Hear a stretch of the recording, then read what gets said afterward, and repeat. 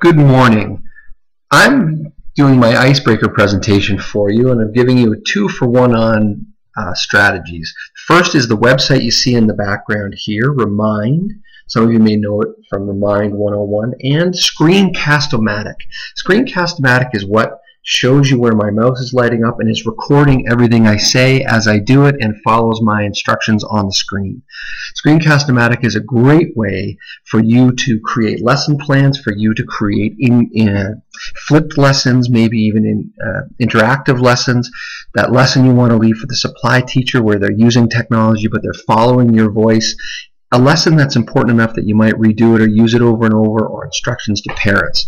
Screencast-O-Matic also allows for all three modalities of learning. Students are going to see what you're doing, following your mouse. They're going to hear your voice, plus they're going to have the option to pause, stop, try things as they're doing it, look at the message on the big whiteboard at the front, or if they've got it on their own, sent to their own accounts, they can read it and click back and forth.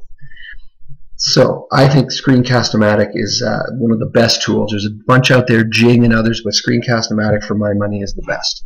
So let's log in. And while I'm logging in, I want to tell you that my school did away with morning announcements. As you know, we went totally paperless. We signed every kid up on Remind. I'm showing you my personal account, not the school account. And then we sent all the morning announcements to every student's phone. We had a 93 plus engagement rate. We had a huge engagement rate, and the students stayed interactive for all years, because once we signed them up grade 9, 10, and 11, they moved to 12. We had all their numbers for the next year.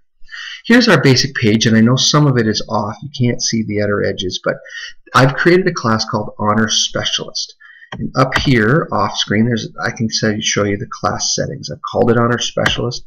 I can put myself as the owner. I could certainly put Victoria as an owner, or my principal or admin if they wanted to be an owner. And so as I look here, Honor Specialist, I call it York, Part 3 for 16.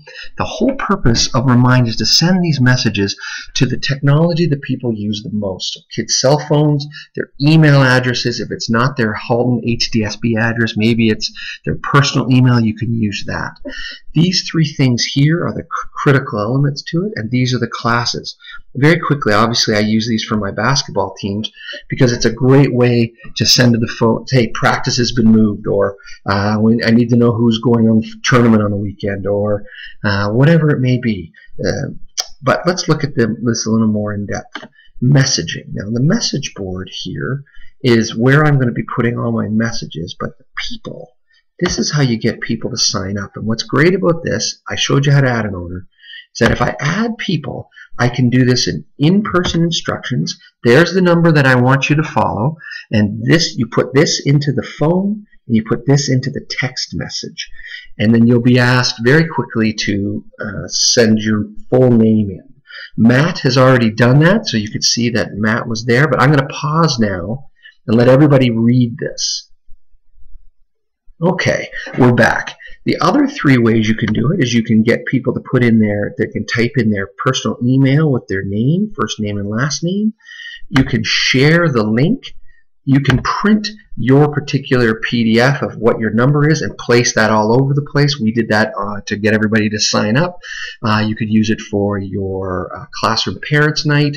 You can use all of those things. So we've got everybody to sign up now. You text it to this number and you put @York Part 3, 16, even though I know many of you aren't in Part 3, but I just picked a generic code. I probably could have put AQ there, 16. So now that now that people are slowly on up, you can see that Matt has already joined, and I want to emphasize you don't need to put the app on your phone. You don't have to do anything except sign up. It's going to ask you to put in the app, but don't do it. Let's take a look at the advantages of messaging, and then I'll talk to you a little bit more about safety and security, because I'm sure most people are thinking kids' cell phones from a teacher, but I can promise you that is not a huge concern for us. So if you look here, this section here allows us to attach files, to schedule a message, which is what I'm going to do for you now, and I'm going to schedule a message that's going to come out at 9:20. So as we're sitting here and our presentation goes on, those of you who sign up will be getting this. I'm using Remind for important messages. I hit save, and now I have one scheduled message. It tells me it's going out July 21st at 9:20. I can edit it. I get my 140 characters. I can delete it. I'm not going to do that, but I want you also to see, I'm going to send another message. Here is the permission form for photo day. Just trying to think of a typical message that you might send to kids in your class. Maybe it's a pep up message, maybe it's a you can do it growth mindset message of the day, whatever it is. Then I hit attach. I go to my file. I'm going to grab something that really you don't care too much about, but it just gives you an idea of how long it takes the average computer. So here we go.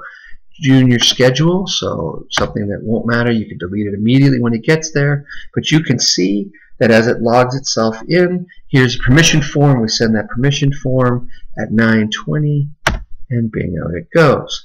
So I've sent a message there, and the message was sent out. Poor Matt's got a message sitting in his thing, and there it is. There's my record. Now, those of you who are really worried about this, Remind has some really phenomenal functions. I know I'm going off screen, but again, I want to show you some really important things here on the left. I'm going to start with message settings. Number one-way announcements means you are messaging parents and kids, and they cannot message you back. It's a one-way direction, so anything that goes to their phones cannot be texted back. You can't have a conversation. The other thing that you need to know is that contact information is completely private. All messages are sent through Remind and not your phone. So they're going to be using this website as the intermediary. Messages on Remind sent from teachers cannot be edited or deleted. There's a permanent record of every conversation. You can obviously edit it before you send them. Once you send them, you can't.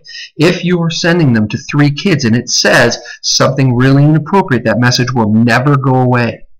So the safety feature here is that if you're using it for exactly what it's designed for, hey, we have a test on Friday. Don't forget to bring your permission forms.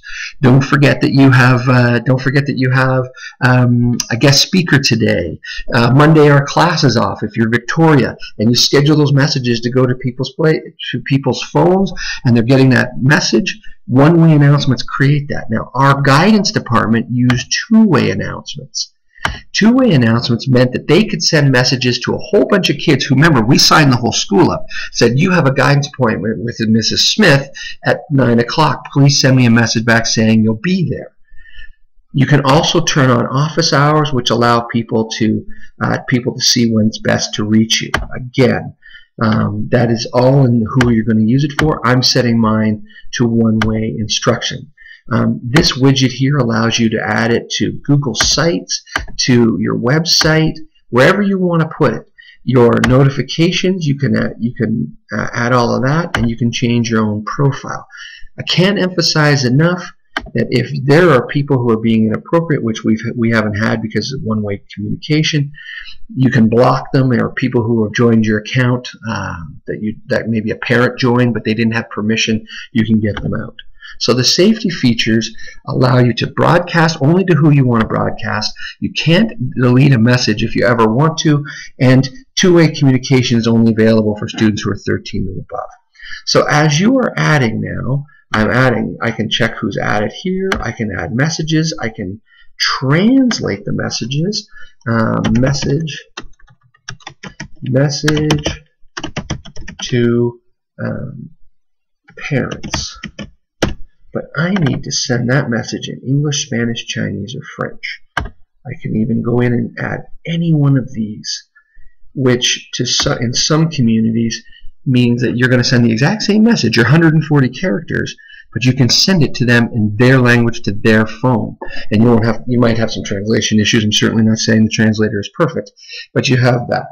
Remind allows you then to add a class, create a class, which was here. If you wanted to create a whole new class, you could put in 2, 3 classes, what I'll do for my special ed kids next year. allow you to message and target your messages. I'm going to get out of there. Attach things, so I can send things home to that kid who forgets, and you send 7 home in the backpack. Now it goes right to mom, and you're eliminating the middleman. There are so many things that you can do with this particular feature that allows you to communicate directly to kids in a way that brings IT to a very personal level, but has all the built-in safety features and the transparency that if your admin ever said, show me or print me your conversations, you go to that feature in the settings, and you print it all, and they can see everything you've sent. There's no way for what you've been doing. This ought to also be added to your website or blog, so all those messages are there. This isn't designed to take the place of kids visiting your website. It's designed as a reminder for special ed kids, for so many kids who are busy and when the messages come right to their phone, you're getting a tremendous opportunity to communicate in a way that is safe and to engage kids with positive messages, with very specific messages, and to attach and include your parent community. If parents want to email you, that's what your email's for. But if you want to contact them and they don't get a chance to respond back, this is the best way to create that one-way communication for kids about their learning, about their classroom, about the experience they're having. Appreciate anything, and now I'll take any questions, but I'll do that live and in person.